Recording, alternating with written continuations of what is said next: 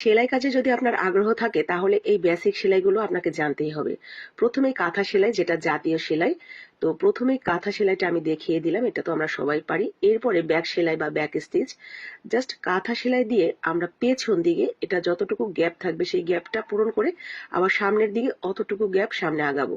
তো এইভাবে মূলত ব্যাক স্টিচ বা ব্যাক সেলাইগুলো দেওয়া হয়, খুব সহজ।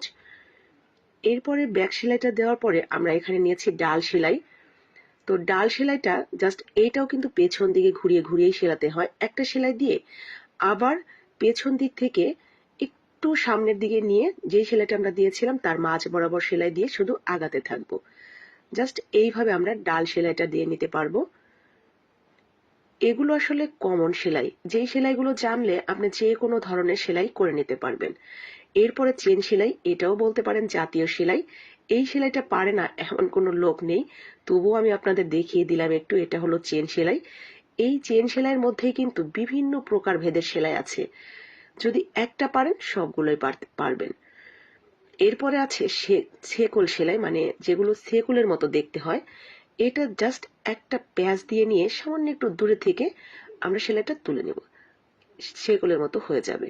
এরপরে হলো আপনার নট স্টিচ বা গিট্টু সেলাই, যেটা সুতাটা যদি মোটা থাকে 3-4 আলের তাহলে একটা প্যাঁচ দিলেই কিন্তু গিট্টুটা অনেক বড় দেখায়। যদি এক তারের সুতা থাকে, মানে এক নরের সুতা থাকে, তাহলে প্যাঁচটা 2-3টা প্যাঁচ দিয়ে নেবেন, এতে করে গিট্টুটা অনেক বড় দেখা যাবে, মানে নটগুলো একটু বড় বড় উঁচু উঁচু হয়ে থাকবে, দেখতে সুন্দর লাগবে। তো এই তো গেল গিট্টু সেলাই। আর এটা হলো চেন সেলাইয়েরই বাঁকা বাঁকা চেন, যেটা তো সেই বাঁকা বাঁকা চেন যেখানে শেষ হবে সেখান থেকে আবার আরেকটা বাঁকা করে ধরে সেলাই করে নিলেই হলো। এটা হলো মাছ কাটা। তো মাছ কাটা সেলাইটাও খুব সহজ। দুই পাশে থেকে জাস্ট সুতাটা সুইয়ের মাঝখান দিয়ে, আপনার সুতার মাঝখান দিয়ে সুইটা উঠিয়ে নিলেই হয়ে গেল। আর এটা হলো বোতাম স্টিচ। তো এই তো খুব সহজে আমি আপনাদের বেসিক সেলাইগুলোর একটু ধারণা দিয়ে দিলাম। যারা সেলাই কাজে আগ্রহী তারা সেলাই করে নিতে পারবেন, এই সেলাইগুলো দেখে শিখে নিতে পারবেন।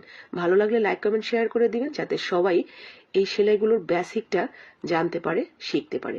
আসসালামু আলাইকুম।